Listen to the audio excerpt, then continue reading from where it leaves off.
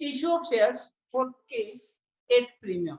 हम स्टार्ट कर रहे हैं, हमारा अच्छा टॉपिक रन कर रहा है, चल रहा है। उसमें हम ये कहना चाह रहे हैं कि हमारे शेयर की वैल्यू 10 नहीं है, 12 रुपए।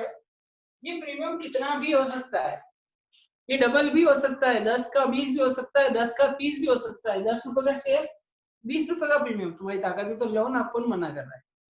आपकी फेस वैल्यू 10 रुपए की, 30 रुपए का प्रीमियम, 40 रुपए में शेयर बिक सकता है, उसमें कोई इशू नहीं है। लेकिन हम जनरली जो क्वेश्चंस करते हैं उसमें ऐसा रहता है कि इसका 10%, 20%, 30% क्वेश्चन दे रखा होता है। तो 10 का 20% 2 रुपए होता है, जो कि 12 रुपए में कंपनी इश्यू कर रही है और कंपनी 10,000 लोगों से कह रही है कि आपको 12 रुपए जमा कराना है। ये जो 12 रुपए है, इसका एप्लीकेशन का 2 रुपए, अलॉटमेंट का 3 + 2 रुपए, प्रीमियम का इसके साथ है, फर्स्ट कॉल का 2 रुपए और सेकेंड एंड फाइनल कॉल का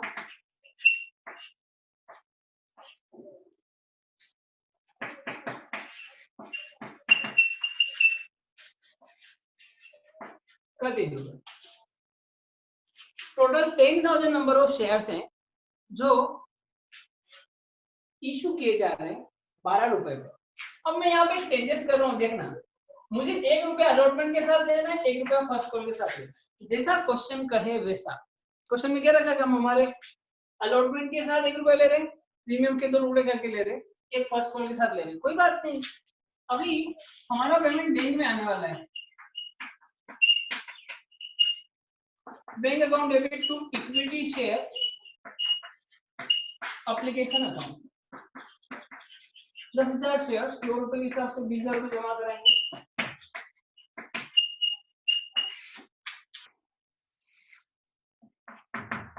10,000 शेयर 2 रुपए के हिसाब से 20 रुपए 2 रुपए जमा कराएंगे, 20,000 रुपए होंगे।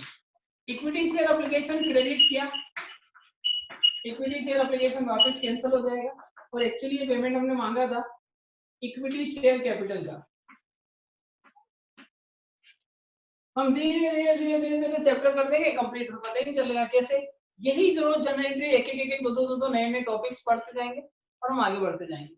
आज हमारे 20,000 आने थे, 20,000 आ गए, उस 20,000 को हमने ट्रांसफर कर दिया। तो हमने कल बात कही थी कि हर एक की 2 एंट्रियां होंगी, एक रिसीव की, एक ड्यू की। इसमें अब उल्टा हो जाएगा, पहले ड्यू करेंगे फिर रिसीव करेंगे। इसमें भी ऐसे होगा, पहले ड्यू करेंगे फिर रिसीव करेंगे। टोटल आगे एंट्री बनेगी।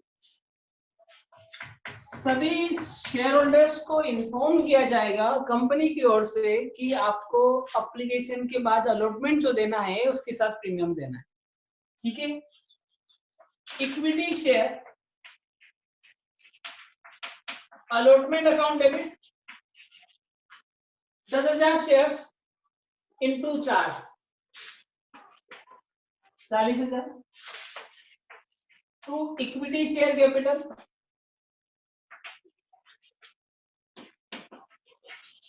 30,000 टू सिक्योरिटीज प्रीमियम रिजर्व 10,000। हाँ जी, कोई बच्चा कुछ पूछ रहा था?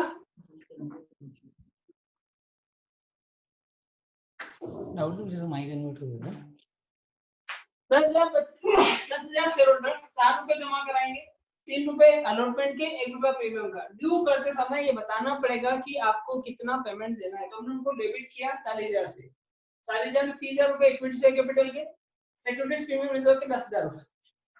सभी शेयर होल्डर्स ने सुना है, उनकी इन्फॉर्मेशन की तो खबर लगी है कि हमको पेमेंट 40,000 रुपए जमा कराना है, बैंक में 40,000 रुपए आएंगे और नाम रहेगा इक्विटी शेयर अलॉटमेंट अकाउंट कितना 40,000। बैंक में जो पेमेंट आ रहा है वो पेमेंट इक्विटी शेयर अलॉटमेंट का है। कितना पेमेंट है?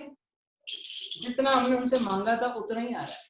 अब देखिएगा, फिर से व्यू करेंगे 5th एंट्री में इक्विटी शेयर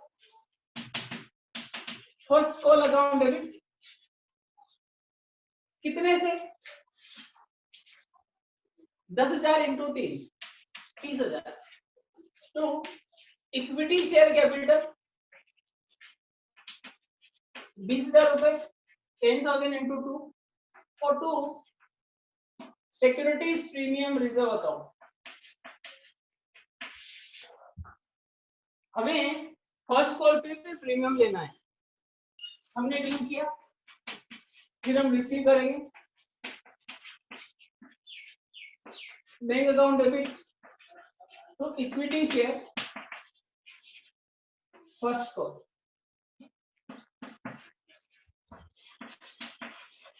जितने से ड्यू का उतना रिसीव होगा, बात खत्म। हमने उनसे कहा है कि आपको प्रीमियम के साथ पेमेंट करना है, तो ड्यू करते समय हमने इसको बढ़ा के ड्यू किया था। कभी कभी बच्चे के मन में कंफ्यूजन रहता है कि प्रीमियम रिसीव वाली एंट्री में करेंगे क्या? नहीं, प्रीमियम रिसीव वाली एंट्री में दिखेगा नहीं अलग से, क्योंकि आपको तो पेमेंट से मतलब है। बैंक में पेमेंट आ रहा है, किस बात का आ रहा है? अलॉटमेंट का। क्योंकि अलॉटमेंट आपने प्रीमियम सहित ड्यू किया है 20 + 10, फर्स्ट कॉल 20 + 10 30। अगर मैं प्रीमियम उड़ा दूं पूरे क्वेश्चन से तो ये हट जाएगा, ये हट जाएगा, तो सब जगह तो प्रीमियम उड़ जाएगा, तो फिर फेस वैल्यू ले जाएगी। अब फाइनल कॉल की एंट्री हम नहीं कर रहे हैं, ओरली कर रहे हैं। Equity share second and final call account debit to equity share capital. फिर ये पेमेंट बैंक में आएगा, bank account debit to equity share second and final call. बहुत बेसिक बात है, बहुत सिंपल सी बात है। इस टॉपिक में किसी को कोई डाउट है क्या?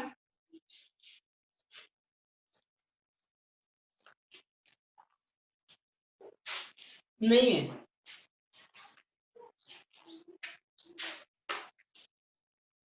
रफ कर रहा हूं। रफ करने से पहले एक बात कर रहा हूं, बात देखिए क्या कर रहा हूं। बैलेंस शीट में कहां क्या इफेक्ट जाना है। अभी हमें ना पुराने बैलेंस शीट के फॉर्मेट से बैलेंस शीट बना रहे हैं, तो अब जब इस चैप्टर को कंप्लीट कर लेंगे तब नए फॉर्मेट के हिसाब से बैलेंस शीट बनाएंगे, लेकिन बननी यही है। बैलेंस शीट में शेयर कैपिटल के अंदर कहां क्रेडिट हुआ? 20,000 का पहले किस्त के हिसाब से ऑब्लिगेशन के साथ क्रेडिट हुआ। फिर शेयर कैपिटल कहां क्रेडिट हुआ? 30,000 से। फिर शेयर कैपिटल कहां क्रेडिट हुआ? 20,000 से। फिर फाइनल कॉल का कितना था? 30,000 से। टोटल बना 1 लाख का। कैसे बना 1 लाख का? 10,000 लोगों को 10 रुपए जमा कराना है, 1 लाख हो गया। अब एक और अकाउंट में था सिक्योरिटीज प्रीमियम रिजर्व, उसका कौन सा बैलेंस होता है? क्रेडिट। 10,000 लोगों को 100 रुपए जमा कराने थे, 20,000 रुपए को हमारा क्रेडिट बैलेंस ये रहा। सिक्योरिटीज प्रीमियम का 10,000 का क्रेडिट बैलेंस, दूसरा 10,000 बैलेंस ये रहा। दोनों मिला के 20,000 रुपए क्रेडिट बैलेंस होता है।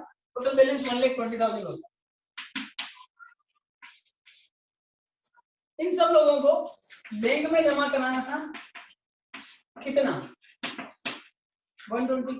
बैंक की पहली एंट्री होती है हमारी 20 की, अलॉटमेंट की 40 की, ये भी 40 की, फर्स्ट कॉल की 30 की, सेकेंड एंड फाइनल कॉल की 20 की, 60 70 80 90। सेकेंड एंड फाइनल कॉल हमारा 30 का था, सॉरी 60 70 80 और 40 120 हो गया। ये जनरल वे में हमारा प्रेजेंटेशन था। हम बाकी प्रॉपर प्रेजेंटेशन अभी थोड़ी देर बाद, मतलब जब बैलेंस शीट को समझेंगे ना तब करेंगे।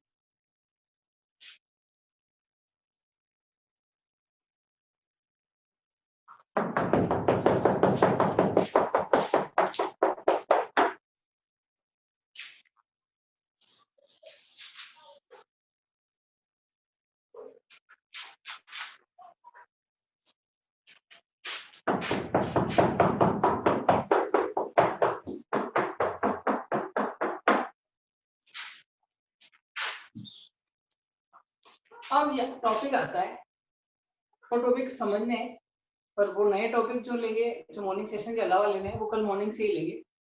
अभी हम एक इम्पोर्टेंट टॉपिक ले रहे हैं, according to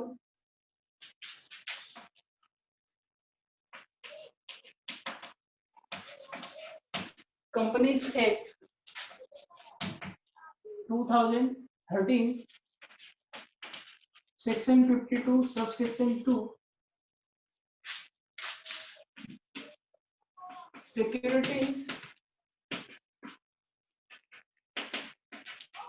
premium reserve can be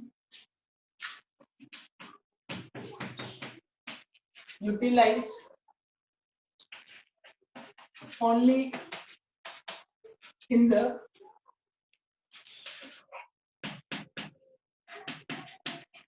following manners. जैसा हम 5 जगह बता रहे हैं, उन 5 जगहों के अलावा ये जो आपने 10-10 हजार रुपए के नाम से 20 हजार रुपए इकट्ठे किए थे, वो उपयोग करना है। आपके मन से, कंपनी अपने मन से हर कहीं सिक्योरिटीज प्रीमियम रिजर्व का उपयोग नहीं कर सकती है। आपको सिक्योरिटीज प्रीमियम रिजर्व का balance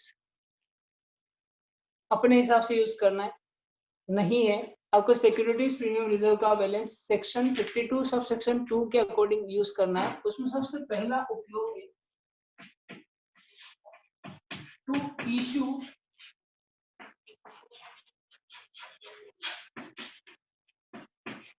fully paid bonus share.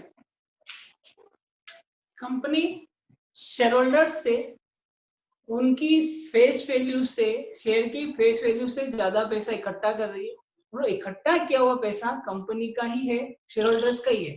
तो शेयर होल्डर्स को कैश में डिविडेंड के रूप में नहीं दे सकते, तो शेयर होल्डर्स को किस रूप में बांटे? तो एक काम करो, उनको फ्री में शेयर दे दो। आपने किसी कंपनी में एक शेयर खरीदा था, तो कंपनी जब बोनस शेयर देगी तो आपके हो सकता है 2 हो जाएंगे, 1:2 का या 2:1 का रेशियो रखेगी। तो रेशियो रहता है कि प्रत्येक एक शेयर पे 2 शेयर मिलेंगे, प्रत्येक 2 शेयर पे 1 मिलेगा, कि 1 पे 1 मिलेगा। उस प्रकार से company free of cost, share market में सबसे बड़ा फायदा बोनस शेयर का मिलता है कि आपने एक शेयर लिया था और 2 हो गए, 10 हो गए, 15 हो गए। लंबे समय तक जब कंपनियां बहुत सारा पैसा इकट्ठा कर लेती है, किसके अंदर? सिक्योरिटीज प्रीमियम रिजर्व के अंदर, तो वो पैसा प्रॉफिट के रूप में जो बढ़ता है डिविडेंड, उस रूप में नहीं बांट सकते। बांटना है शेयर होल्डर के बीच में, पर कैश नहीं दे सकते।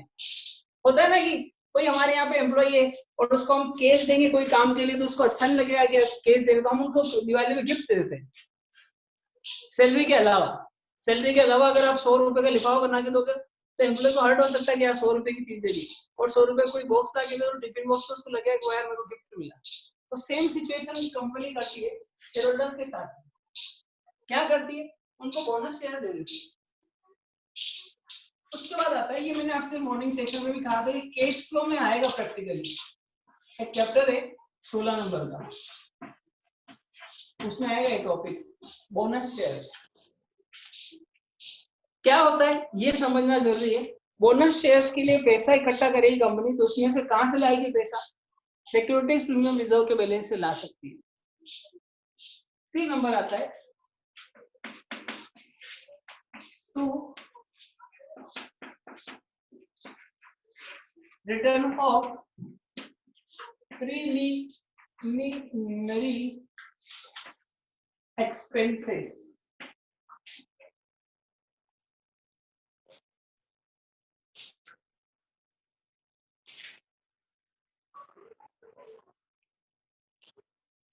प्रीलिमिनरी एक्सपेंसेस वो एक्सपेंसेस होते हैं जो कंपनी को एस्टैब्लिश करने के टाइम पे किए जाते हैं। उन्हें एक साथ P&L में चार्ज नहीं किया जाता है, धीरे धीरे हर साल थोड़ा थोड़ा प्रॉफिट एंड लॉस अकाउंट में डाला जाता है। जिस साल हमारे पास सिक्योरिटीज प्रीमियम रिजर्व का बैलेंस होगा, उस साल हमको प्रीलिमिनरी एक्सपेंसेस को P&L में नहीं ले जाना पड़ेगा। हमारी एंट्री क्या होगी देखना, सिक्योरिटीज प्रीमियम रिजर्व का क्रेडिट बैलेंस होता है,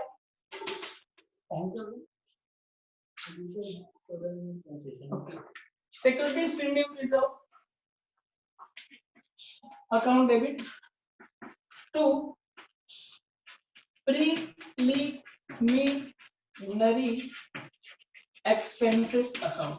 प्रीलिमिनरी एक्सपेंसेस को हम क्रेडिट कर देंगे क्योंकि हमारा नॉमिनल एक्सपेंसेस था। आपको एक लाइन याद दिलाता हूं 11th क्लास की, all the nominal expenses are fill in the blanks at the end of the year। कौन भरेगा इसको fill in the blanks को?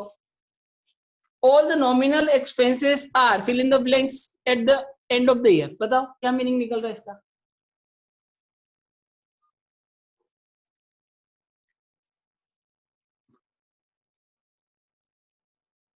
11th क्लास इनोसेंट स्कूल के बच्चे, स्कूल खुलेगा डंडा लेके मारेंगे सबको।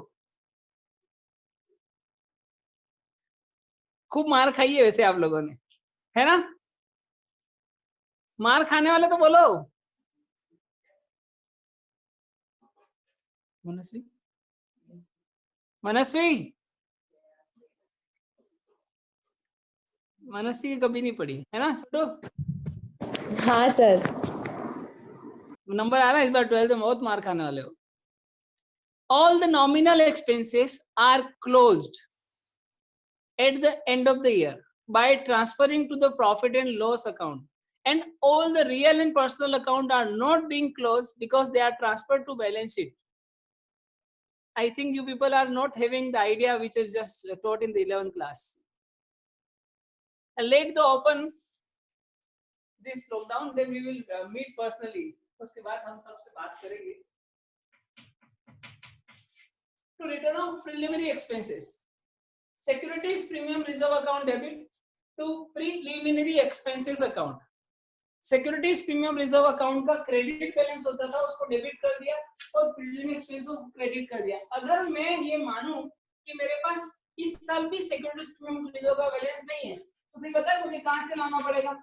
Statement of profit and loss debit to preliminary expenses. मैं जानबूझ के थोड़ा धीरे बोलता हूँ, प्रीलिमिनरी एक्सपेंसेस अकाउंट। पर हमारे पास सिक्योरिटीज प्रीमियम रिजर्व का बैलेंस होगा तो वहां से रिटर्न ऑफ करेंगे प्रायोरिटी बेसिस पे। उसका आता है कि याद रखने के लिए मेरे हिसाब से ज्यादा अच्छा तरीका है कि आप जर्नल एंट्रीज रिवाइज कर लो कि कहाँ कहाँ काम आता है। फिर आता है to return of any expenses, losses, commission related to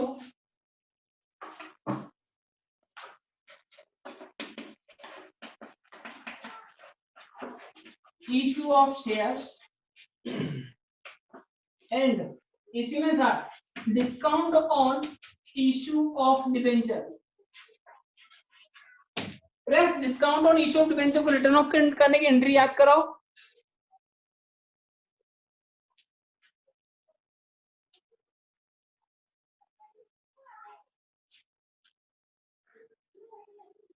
discount on issue of debenture की एंट्री याद कराओ।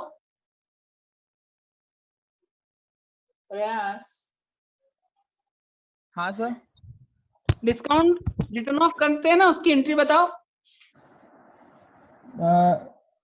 जनरल रिजर्व अकाउंट या तो statement of profit and loss account, हाँ, और या तो डिवेंचर रिडक्शन रिजर्व। नहीं सिक्योरिटीज प्रीमियम रिजर्व। हाँ, सिक्योरिटी प्रीमियम हाँ। रिजर्व। तो बेटा ये तो दोनों बोले हो ना, अब ये दोनों बाद में रखेंगे। सबसे पहले क्या रखेंगे? अगर सिक्योरिटीज प्रीमियम रिजर्व का बैलेंस है तो उसमें से डिस्काउंट को रिटर्न ऑफ करेंगे। मॉर्निंग में हमने डिस्कस करा था अंडरराइटिंग कमीशन। ये शेयर को इशू करवाने के लिए दलाल, जो हम ब्रोकर्स कहते हैं, उनको उनकी कमीशन के बदले में जो दलाली दी जाती है उसे हम अंडरराइटिंग कमीशंस बोलते हैं। अंडरराइटिंग कमीशन या फिर ब्रोकर्स को दी जाने वाली कमीशंस, ये सारे वो एक्सपेंसेस होते हैं जो कंपनी को शेयर्स बिकवाने के लिए लोगों को पेमेंट करने पड़ते हैं। ये सब हमारे ऐसे एक्सपेंसेस हैं जिसको over a period of time हमको रिटर्न ऑफ करना होता है। अगर हमारे पास सिक्योरिटीज प्रीमियम रिजर्व का बैलेंस पड़ा है तो उसमें से इसको रिटर्न ऑफ करेंगे। ये बच्चा सही जनरल एंट्री बोला है। Securities premium reserve account debit, general reserve account debit और statement of profit and loss debit to discount on issue of shares to underwriting commission. Underwriting commission का हमारा क्वेश्चन आया था, हमने उसमें भी किया था, इसमें भी करेंगे। अभी आएगा जब हम शेयर इशू करेंगे उन लोगों को जो हमको कैश नहीं दे रहे हैं, सेवाएं दे रहे हैं या फिर वस्तुएं दे रहे हैं। हम नेक्स्ट टॉपिक पे चलते हैं। कविता है क्लास में? हाँ सर। बाय बैक बताओ तो Kavita. Buy back of share. हाँ sir. Buy back of share explain करो क्लास में सबके सामने। हाँ सर। हाँ सर कर रही हूँ। अपन 10 पार्टनर मिलके एक बिजनेस स्टार्ट कर रहे हैं। एग्जाम्पल याद रखिए। तो हाँ 10 ठीक है, एक पार्टनर ने 1 लाख लगाया तो टोटल अपनी कैपिटल होगी 10 लाख। तो वेरी गुड। अपन ने बिजनेस अपनी कैपिटल हो गई 10 लाख। तो बिजनेस अच्छा हाँ, चल रहा है अपना, फिर एक पार्टनर को आके बोल बहुत रहा है सारे कि साल हो मुझे गए, अब कंपनी ने बहुत सारा पैसा शेयर्स कमा लिया। नई हाँ नई मतलब अब मुझे हाँ, उसके बाद एक शेयर होल्डर आके बोल रहा है कि मुझे अब अपने शेयर को बेचना है। तो ये जो बचे हुए 9 शेयर होल्डर है ये बोल रहे हैं कि आप बेचो मत और हमें दे दो। तो फिर वो शेयर होल्डर जो है ना वो उनको आपस में बांट लेंगे।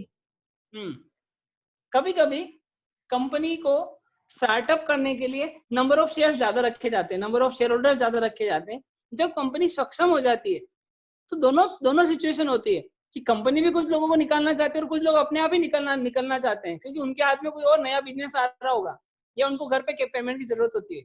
तो कंपनी उस स्थिति में बायबैक ऑफर लेके आती है। बायबैक मतलब कंपनी अपने मार्केट में 1 लाख शेयर है, उसमें से 50,000 शेयर इशू वापिस खत्म करना चाहती है। 50,000 शेयर होल्डर्स को करंट मार्केट प्राइस पे जो भी रेट चल रही होगी उसके हिसाब से पेमेंट दे दिया जाएगा और बचे हुए 50,000 शेयर होल्डर्स इतनी बड़ी कंपनी के मालिक बन जाएंगे।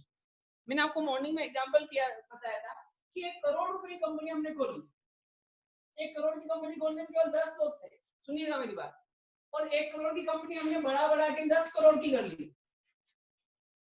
10 करोड़ की कंपनी होने पर केवल 10 लोग नहीं देना चाहते, अब 5 लोग ही देना चाहते हैं। 5 लोगों के शेयर्स खत्म कर दिए गए। कैसे खत्म कर दिए? उनकी जो करंट मार्केट रेट पे चल रही थी वो रेट उनको दे दी। तो अच्छी बात है ना। जब कंपनी ग्रो करती तो कंपनी में से शेयर होल्डर्स को नहीं निकलना चाहिए ना। पर बायबैक ऑप्शन ऑप्शनल होता है। हम किसी भी कंपनी के शेयर होल्डर्स के ऊपर दादागिरी नहीं कर सकते, आपको देना ही पड़ेगा। अगर उस शेयर होल्डर्स की इच्छा होगी, ये ऑप्शनल होता है, तो वो सामने से बायबैक ऑफर में अप्लाई करेगा। मेरे पास कितनी बार बायबैक ऑफर आया कंपनी के शेयर्स का, मैं कभी नहीं देता हूं, क्योंकि कंपनी वापिस बेचने के लिए थोड़ी खरीदेगा। क्लियर? उसके बाद आता है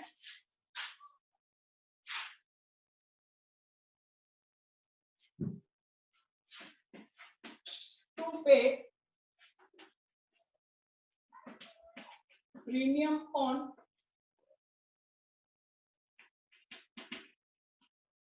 redemption of preference shares और डिवेंचर्स। 3 टाइप के इंस्ट्रूमेंट चल रहे हैं साथ में, एक डिवेंचर, एक इक्विटी और एक प्रेफरेंस। डिवेंचर और प्रेफरेंस शेयर्स को हमने बात कही थी कि हम आपका पैसा कभी न कभी वापस लौटाएंगे। तो हम ये लौटाने वाली बात के साथ भी क्या एक्स्ट्रा बात कर सकते हैं क्या कि हम आपका पैसा प्रीमियम सहित देंगे? हो सकता है ना। हो सकता है कि कंपनी उनको ये कहे कि हम आपका जब पेमेंट वापस लौटाएंगे तब प्रीमियम सहित पैसा देंगे। It might be possible that company may promise with the people who are contributing in the company to pay them at premium at the time of redemption. वो प्रीमियम हम कहाँ से लेके आएंगे? वह प्रीमियम हम सिक्योरिटीज प्रीमियम रिजर्व से लेके आ सकते हैं। यदि मेरे पास सिक्योरिटीज प्रीमियम रिजर्व का डिब्बा पहले से भरा हुआ है और यदि उस सिक्योरिटीज प्रीमियम को मैं उपयोग करना चाहता हूँ तो I can use. In what sense? मैं उस प्रीमियम का उपयोग रिडम्पशन के टाइम पर देने वाले सिक्योरिटीज प्रीमियम और रिडम्पशन के लिए यूज कर सकता हूं। किसका उपयोग? सिक्योरिटीज प्रीमियम रिजर्व का उपयोग। क्लियर? यहां तक हमारी मॉर्निंग और नून वाली क्लासेस बराबर हो चुकी है। फिर उसके बाद हम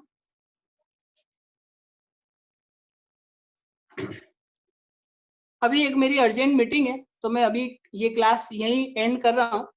मुझे जूम पर एक मीटिंग अटेंड करनी है, वो मेरे लिए अर्जेंट है। सो I will entertain your doubt on the WhatsApp group and any other WhatsApp media and anything. If anyone having any kind of doubt, then please ask me over there. Thank you.